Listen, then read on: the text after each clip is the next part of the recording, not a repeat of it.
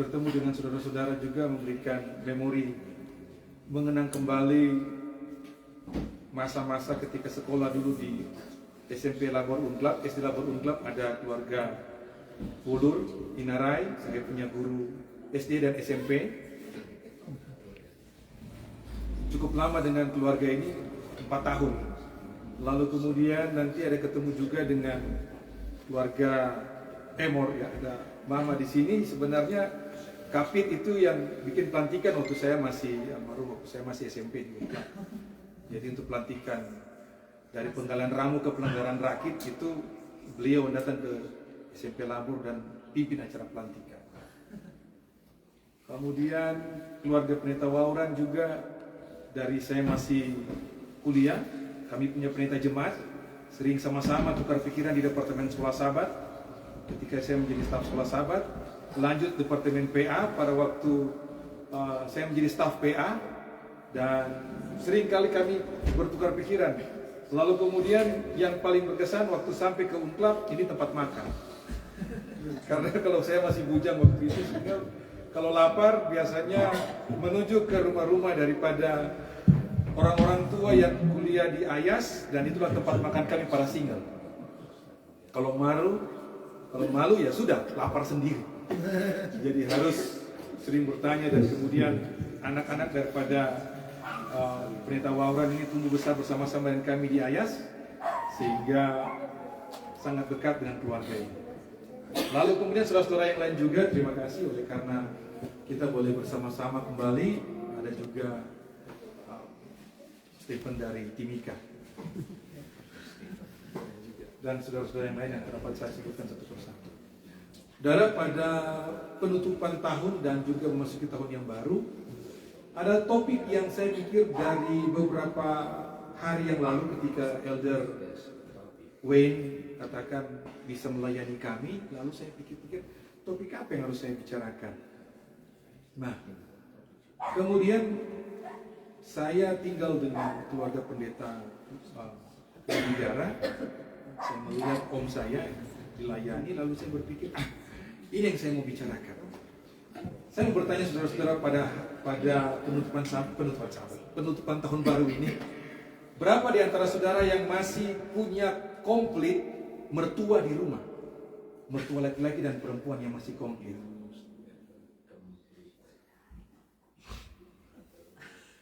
Bapak mantu dan mama mantu. Mungkin masih komplit ada di Indonesia. Yang penting di Indonesia masih komplit. Oh, banyak yang tidak angkat tangan. Yang setengah, yang hanya satu, mama atau bapak. Masih ada ya? Oke, masih ada. Saudara-saudara, saya hanya tinggal satu saja, saya punya mertua. Puji Tuhan karena orang tua saya, bapak dan mama sudah tidak ada. Tinggal mertua wanita saja, mertua perempuan yang ada di Jakarta. Khotbah saya berjudul Mama Mantu. Jadi saudara-saudara yang masih punya mama mantu hari ini, kebetulan Bapak Nelo langsung angkat tangan karena dia punya mama mantu tadi sama-sama dengan kami satu mobil. Jadi mungkin khotbah ini juga salah satu juga buat direktur sekolah sahabat Jemaat Lighthouse. Saudara, betapa indahnya saudara kalau saudara punya mama mantu masih ada sampai hari ini. Paling kurang di meja tamu seperti ini ada kue-kue yang dibuat. Pekerjaan mama mantu. Atau bisa sambut, biasanya juga dia siapkan makanan yang enak di belakang. Jadi betapa bahagianya saudara kalau saudara punya mama mantu itu masih ada.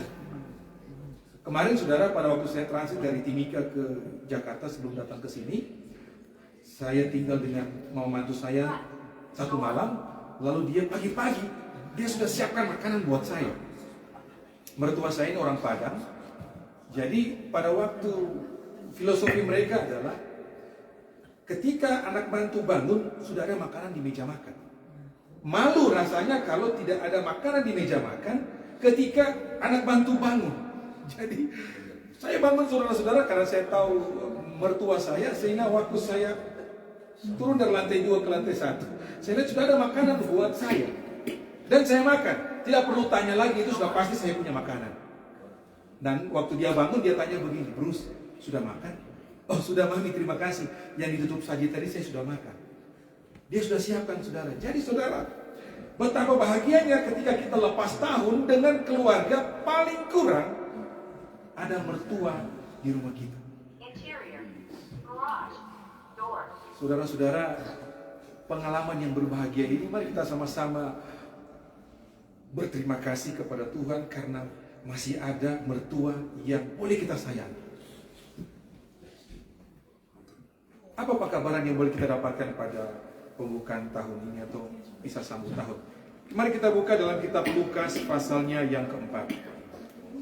Lukas 4 mulai ayatnya yang ke-38. Firman Tuhan berkata, Lukas 4 ayat 38. Kemudian Yesus meninggalkan rumah ibadat itu dan pergi ke rumah Simon. Adapun ibu mertua Simon demam keras dan mereka meminta kepada Yesus supaya menolong dia. Saudara-saudara, saya telusuri demam keras ini, mungkin kalau orang yang hidup besar di Jawa, mertuanya lagi kena tipes atau demam berdarah. Tapi kalau mertuanya tinggal di Papua, maka dia kena malaria. Berapa di antara saudara yang pernah rasa tipes, malaria, atau demam berdarah? Tolong katakan. Di antara itu satu. Oh ada juga ya. Ya. Mana yang paling tidak mengenakkan? Malaria, tipes, atau demam berdarah? Sama ya. Dia serang ke mana? Kepala, apalagi? Badan, rasa meriang. Dan yang paling tidak mengenakkan adalah tidak ada nafsu makan. Jadi susah sekali saudara biar masak enak-enak juga. Kalau sakit malaria saudara, aduh kasihan. Ya hilang nafsu makan. Saya waktu sakit malaria, mama saya katakan, Bruce, kamu makan apa? Aduh Mami, saya tidak makan apa-apa. Ayo, mau makan apa? Minta saja, Mami siapkan. Tapi saudara giliran sudah sembuh, tanya-tanya, Mami mau makan apa? Sudah, makan sendiri saja. Kadang-kadang saya berpikir enak juga kalau sakit ya. Kalau sakit kita minta sesuatu pasti disiapkan makanan yang enak. Nah saudara-saudara, ini berbalik terbalik dengan ibu mertua Petrus. Waktu dia sakit demam, Yesus yang kebetulan berada di sekitar rumah daripada Petrus dan mertuanya, dia dimintakan oleh Yesus. Petrus minta kepada Yesus untuk menolong supaya mertuanya ini bisa disembuhkan.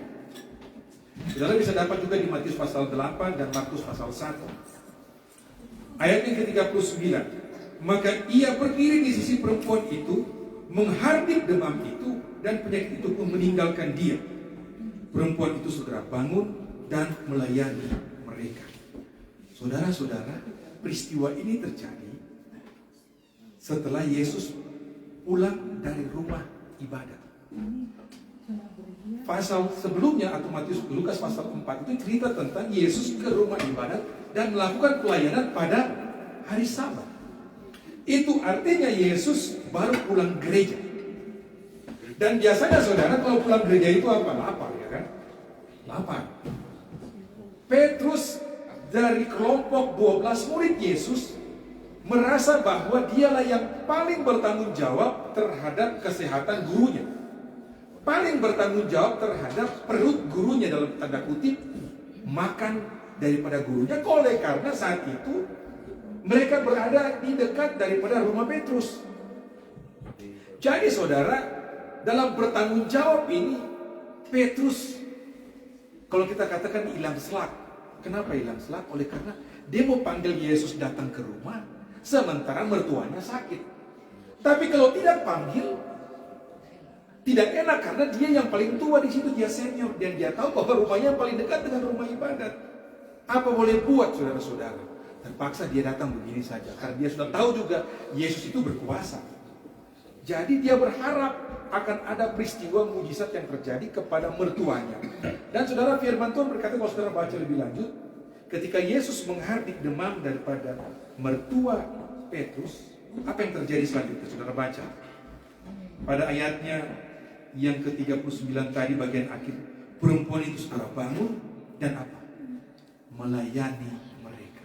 Saudara-saudara, luar biasa ini mertua Petrus. Saya tidak tahu namanya siapa. Kalau dia punya nama, minta maaf. Dia punya namanya, saya punya ibu guru, Alce.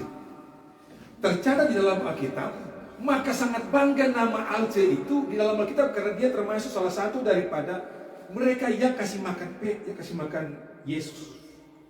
Tapi tidak ditulis siapa nama mertua Petrus. Namanya siapa? Itu artinya dia mewakili para ibu, para wanita yang dengan rela hati melayani anak-anak mantu, tetapi juga melayani yang dihormati, yang pulang dari gereja, termasuk Yesus. Saudara, peristiwa ini tercatat di dalam Alkitab membuktikan bahwa yang pertama pelajaran kita, Yesus menghormati dan menghargai para mertua. Dia menghormati dan menghargai para mertua, sehingga pada waktu dia tahu bahwa mertua Petrus sakit, dia tidak mau juga membuat Petrus kehilangan jati diri, kehilangan harga diri di mata teman-temannya, 11 murid yang lain, sehingga dia panggil Yesus datang dan dia berharap Yesus menyembuhkan, dan Yesus juga menyembuhkan ibu mertua Petrus. Menghargai mertua itu sangat luar biasa. Poin yang pertama. Poin yang kedua, segera setelah ibu mertua Petrus disembuhkan, dia melayani. Saudara, dalam penutupan tahun ini, konteks yang saya bawakan adalah konteks pelayanan. Bagaimana kita tahu bahwa Yesus pulang dari gereja, pulang dari tempat ibadat, pulang dari rumah ibadat dalam keadaan lapar. Sebelum dia pergi ke rumah Petrus, maka dia lebih dahulu melakukan pelayanan di sinagog, di rumah ibadat. Dia melakukan pelayanan di sana. Artinya dia sudah melakukan pelayanan. Giliran dia pulang, dia merasa, kalau kita bapak-bapak apalagi kalau pulang dari ibadat, paling kurang kita perlu lapar, mau dilayani. Dan pada akhirnya Yesus mendapatkan pelayanan daripada ibu mertua Petrus. Tetapi sebelum itu dia melakukan apa? Yesus melakukan apa? Melakukan pelayanan lagi, menyembuhkan ibu mertua Petrus. Jadi pada paruh waktu yang pertama dia melakukan pelayanan berapa kali? 2 kali, dari gereja, dari rumah ibadat sampai ke rumah Petrus. Dia melakukan pelayanan, menyembuhkan orang dan berkhotbah di rumah ibadat 2 kali. Lalu dia dilayani. Saudara-saudara, peristiwa ini terjadi kalau saudara baca firman ini selanjutnya. Tidak berhenti ketika Yesus segera setelah mendapatkan pelayanan fisik, mendapatkan makan, dia berhenti, tidak. Yesus lanjut lagi melakukan pelayanan, saudara. Mari kita baca Lukas pasalnya yang ke-4, ayatnya yang ke-40. Ketika matahari terbenam, artinya tutup sabat, semua orang membawa kepadanya orang-orang sakit yang menderita bermacam-macam penyakit. Ia pun meletakkan tangan atas mereka dan menyembuhkan mereka. Artinya, saudara sekalian, pelayanan yang dilakukan satu hari Sabat berapa kali? 3 kali. Kadang saudara kita baru 1 kali melakukan pelayanan, so bosan, so capek, dan mengeluh. Kita terus, kapan orang lain? Saudara-saudara, saya punya pengalaman karena saya juga menjadi pendeta jemaat cukup lama. Dan saya tahu bahwa ada ibu-ibu juga yang sudah mau tutup sabat, kadang orang bilang begini, aduh so capek, masa orang lagi gantian ibu yang lain kan? Masa cuma kita terus yang layani, ya kan Nana? Direktur BWA. Iya, tapi kalau sore-sore begini semua tutup sabat begini, kasih ganti yang lain lagi, ibu yang lain. Ketua Dorcas kah? Masa ketua BWA saja? Tapi saudara-saudara, konteks pelayanan itu tidak berhenti di situ. Saya berterima kasih tadi Elder Wayne katakan bahwa untuk tahun 2024 ini ada 2 kali pelayanan penginjilan. Dan tahun depan akan ada lagi yang berikut yang akan direncanakan. Itu artinya saudara sekalian bahwa pelayanan itu perlu. Oleh karena kita hidup di dunia ini, akan ada waktu di mana kita dilayani, tetapi mari kita berpikir ada waktu di mana kita melayani. Mari kita berpikir waktu melayani itu lebih banyak daripada waktu dilayani. Kenapa? Karena di konteks yang Yesus lakukan, pada hari ketika dia menyembuhkan ibu mertua Petrus, dia melakukan pelayanan lebih daripada yang lain. Pertanyaan buat kita pada penutupan tahun baru, penutupan tahun yang lama 2004 masuk 2025. Pertanyaan buat kita, sudah berapa banyak pelayanan yang kita lakukan tanpa persungutan? Sudah berapa banyak pelayanan yang kita lakukan bagi Kristus tanpa persungutan dan berpikir menggerutu? Pertanyaan yang kedua, sudah berapa banyak hal yang kita minta kepada Yesus yang telah Yesus layani bagi kita? Kalau kita minta kepada Yesus dan Yesus melayani kita, Dia memenuhi kebutuhan-kebutuhan kita. Lalu apakah kita juga sudah melakukan bahagian kita untuk melayani orang yang lain? Seperti yang kita minta kepada Yesus, minta pertolongan bagi kita. Dan apakah yang sudah kita lakukan setelah kita mendapatkan pelayanan dari Allah, kita layani orang lain? Berapa banyak? Saudara-saudara, saya berterima kasih oleh karena daerah Papua setelah dimekarkan menjadi 4 daerah. Daerah Misi Papua, daerah Misi Papua Tengah, daerah Misi Papua Barat, dan daerah Misi Papua Barat Daya. Dulunya masih satu daerah, kami sering mendapatkan bantuan juga dari Amerika. Barangkali juga di antara saudara ada juga yang berikan bantuan yang saya tidak bisa sebutkan satu persatu nama-nama saudara. Bentuk bantuan yang telah saudara lakukan itu adalah bantuan yang luar biasa. Saya teringat saudara, pada waktu saya masih SMA, ada kelompok pelayanan yang datang ke Papua, lalu kemudian mereka membuat jembatan di Wamena, jembatan gantung. Mereka datang dan membuat bantuan ke sana. Luar biasa saudara, lebih beberapa bulan mereka melakukan pembangunan dan jembatan itu selesai. Dan setelah menjadi pendeta jemaat di Wamena, saya melihat sendiri bekas daripada bantuan itu masih ada. Barangkali sampai hari ini beberapa pilarnya itu masih ada di sana. Itu membuktikan bahwa dengan jarak yang cukup jauh datang melakukan pelayanan dan tanpa berpikir untuk hal-hal yang menguntungkan diri mereka. Saya berharap saudara-saudara di tahun yang akan datang, tahun 2025 juga, barangkali bukan daerah Papua saja yang akan menjadi tempat di mana umat-umat Tuhan dari Amerika melakukan pelayanan. Ada daerah-daerah yang lain. Tetapi mari kita berfokus kepada pelayanan. Karena dengan demikian, pada waktu kita melayani, maka kita juga akan dilayani. Yesus tidak berharap untuk dilayani pada waktu dia datang ke rumah ibu mertua Petrus. Tetapi kebiasaan daripada para ibu ketika dia tahu ada tamu di rumahnya adalah apa? Melayani.